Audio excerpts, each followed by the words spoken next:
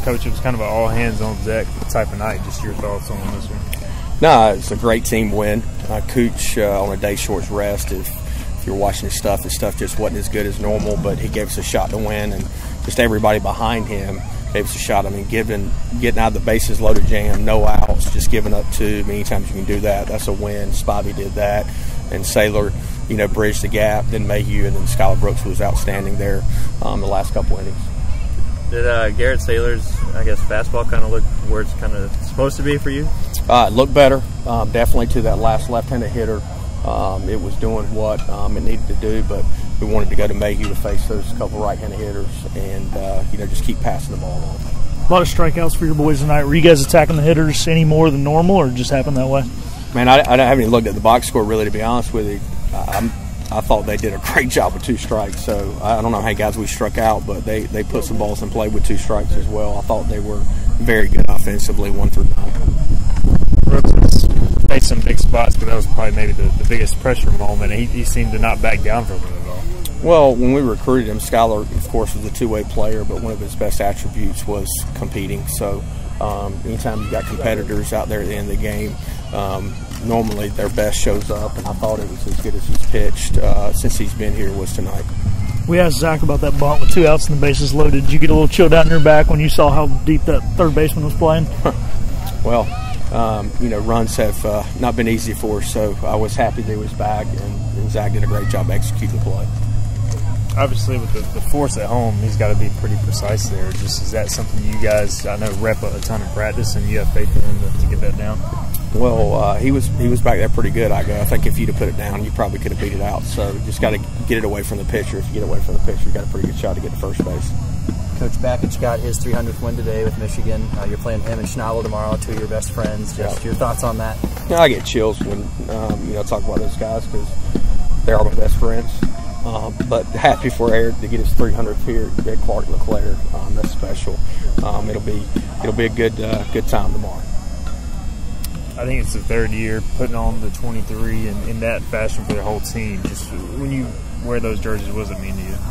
It's just awesome that every member of our program, players, coaches, everybody gets a chance to wear the number 23. I think it's an unbelievable honor for Coach LeClair, which is well-deserved. I mean, all this nice stuff we have here with Keith LeClair Stadium and what he did for East Carolina baseball and what he did for me individually and every player that played for him.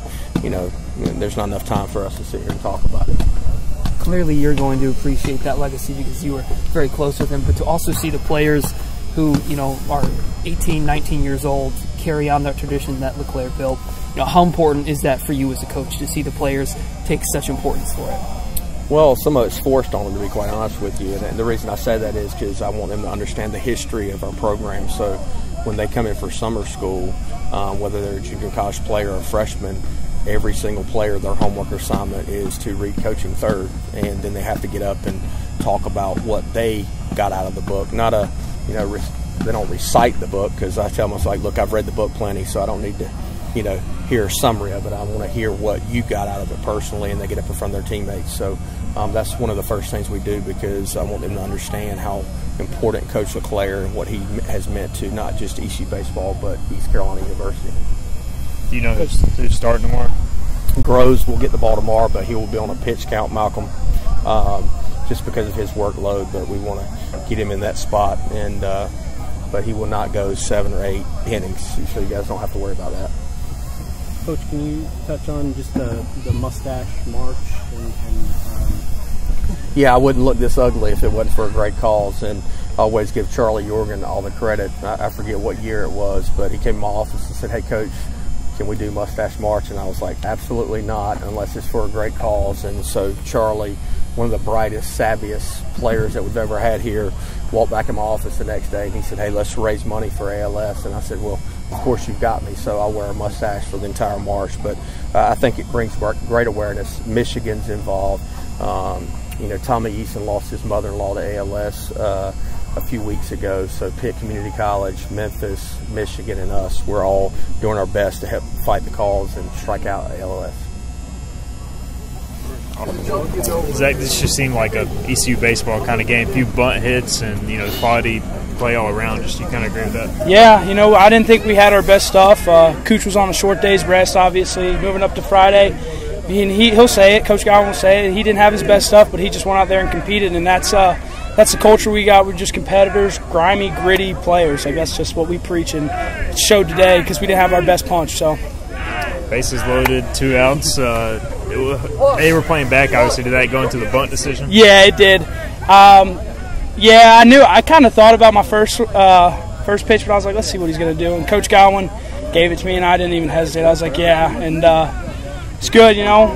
Maybe they'll put that on a report for me and put it on a report for Ryder, and maybe steal us a few hits down the road. So, how precise are you thinking when that call comes in? Like, you're thinking about like how you got to place it perfectly, or you just want to get it down? Well, I looked at the third baseman. He was kind of in left field, and Coach Palumbo has us rep it hundreds of times a week. Like, before we go do our hitting stuff, we're bunting, and I just thought, get it down on third base out with a little bit of pace. It's gonna be a hit, and gonna be an RBI, more importantly. So.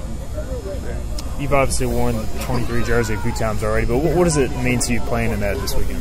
It's special. I just got chills. Actually, you asked me the question just because, you know, Coach Godwin played for Coach LeClair, and, you know, I'm not saying it's exactly like his program was run, but very similar, and it gives me chills because we still talk about it, and what he's done in 2001, it's led to a lot of success down the road here, and it's just built a great culture for us. Starting to get pretty comfortable over there at second. I saw that play up the middle. It looked pretty good. Yeah, like I said, Coach Palumbo gives us quite the reps no matter where we are, infield, bunting, hitting, so I'm getting comfortable. I never really was uncomfortable just because, you know, I pretty much have bounced around all my career here, but, yeah, no, I feel really good over there. You look a little mad you didn't get him out.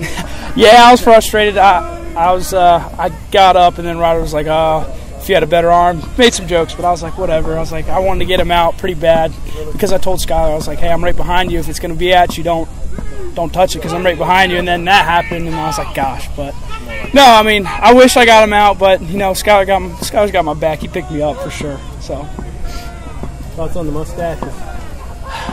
I don't know how my mom and girlfriend are going to like this one, but no, they're coming in good. Everybody's we got like a ton of dyes over by the sink. So not everybody can grow some, but, you know, they're good, and it's for a good cause, so it's awesome. Well, Skylar, a pretty big spot there, obviously in the 8th and 9th, but you like the adrenaline was pumping pretty good. Just walk us through that 9th inning. Oh, yeah.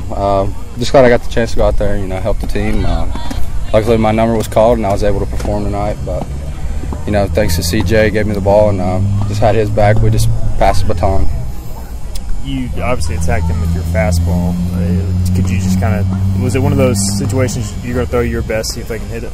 Yeah, I mean, it's just whatever AK feels, and I trust him, he trusts me, so we just go with it. What's changed for you in just focusing on pitching now? How has that kind of helped you out? I give props to AK.